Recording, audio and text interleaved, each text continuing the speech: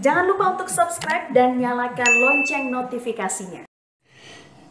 Iman Katolikku membuatku merasa bersalah dan bekerja keras. Salah satu manajer sepak bola dunia yang paling sukses di dunia mengekspresikan rasa syukur dan bangga atas iman Katoliknya. Iman Katoliknya telah memampukan dia menghadapi tantangan dalam setiap pertandingan profesional. Dia adalah Arsene Wenger. Pelatih sukses asal Prancis ini telah menjadi manajer ke-11 Arsenal yang bermarkas di London selama tahun 1996 sampai 2018. Di tangan dingin Wenger, Arsenal telah memenangkan Liga Premier 3 kali dan Piala FA 7 kali.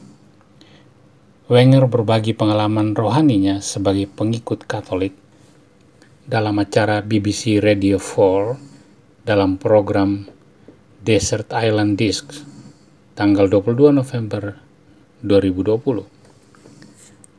Wenger mengisahkan kehidupan masa kecilnya ketika dia harus membantu orang tuanya bekerja di bistro mereka di Duttenheim dekat Strasbourg. Kembali ke masa itu, Wenger mengatakan bahwa dirinya sudah mengalami bagaimana harus bekerja keras di desanya yang adalah daerah pertanian. Bistro kami itu buka setiap hari sepanjang tahun. Bistro itu hanya tutup satu hari dari jam 4 sore sampai tengah malam, dan itu di hari Natal. Karena warga desa kami umumnya beragama Katolik. Jadi, tidak ada yang menggantikan bekerja di hari libur seperti Natal. Demikian kenang Wenger. Wenger melanjutkan kisahnya. Kami menghadiri perayaan misa setiap hari. Setelah misa pagi, kami segera berangkat ke sekolah. Di sekolah kami biasanya mengaku dosa 1 kali seminggu. Kadang-kadang saya belajar berbohong juga sih, karena saya tidak selalu ingat apa yang saya lakukan itu salah.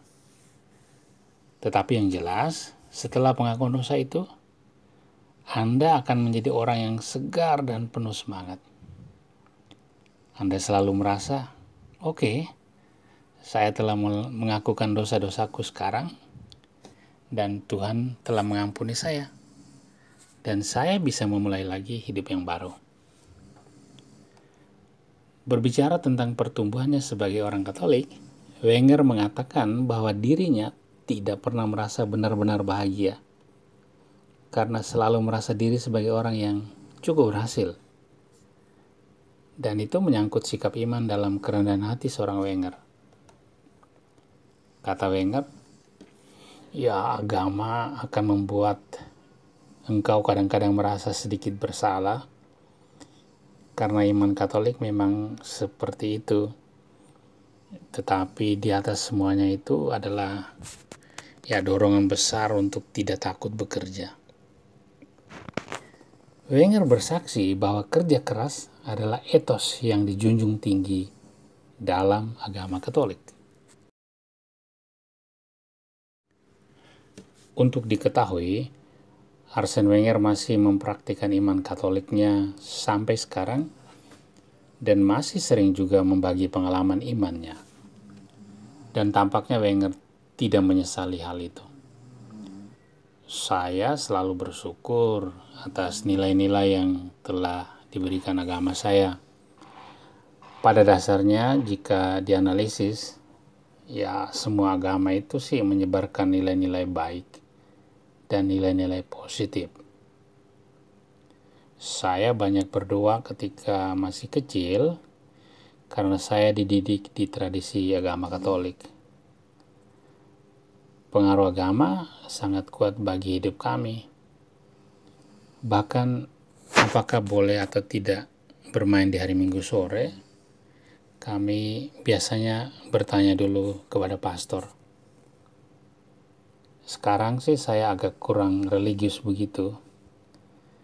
Karena ketika Anda berada di bawah tekanan, yang Anda pikirkan hanyalah tentang permainan itu dan tentang bagaimana bisa memenangkan pertandingan berikutnya. Ya, dalam situasi yang demikian, Anda mencoba menjadi lebih pragmatis. Ya, jadi kadang-kadang tidak terlalu religius. Arsene Wenger sekarang tidak muda lagi usianya.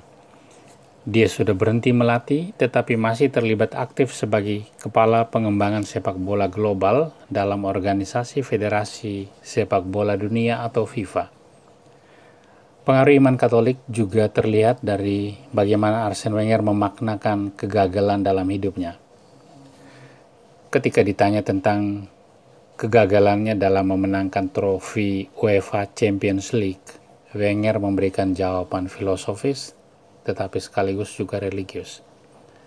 Kata Wenger, ya memang sulit, tetapi pada akhirnya Anda akan dibimbing oleh mimpi sepanjang hidup. Dan beberapa dari mimpi itu telah menjadi kenyataan, tetapi beberapa lagi memang tidak pernah menjadi kenyataan. Dan Anda harus menerima sebagai bagian dari hidup Anda, bahwa Anda tidak akan pernah bisa memenangkan semua hal yang Anda inginkan dalam hidup ini. Karena itu, kita harus bisa menerima apa yang tidak pernah kita capai. Wenger melanjutkan, yang paling penting adalah bagaimana kita setia pada apa yang penting bagi diri kita. Itu berarti kita harus menemukan makna dalam hidup kita dan berjalan di jalan hidup dengan nilai-nilai yang kita yakini sebagai penting bagi diri kita. Pada akhirnya, hidup itu memang ada sisi menang dan ada juga sisi kalah. Itulah bagian integral dari hidup itu sendiri.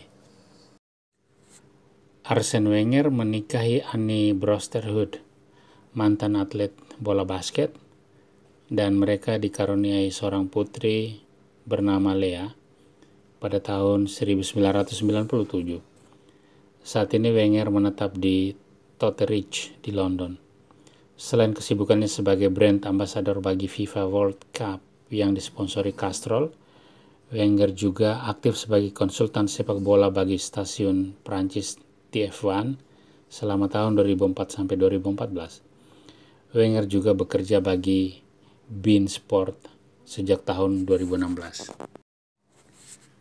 Tanggal 13 Oktober 2020 yang lalu, Arsene Wenger menerbitkan buku kedua karyanya yang diberi judul My Life in Red and White, My Autobiography.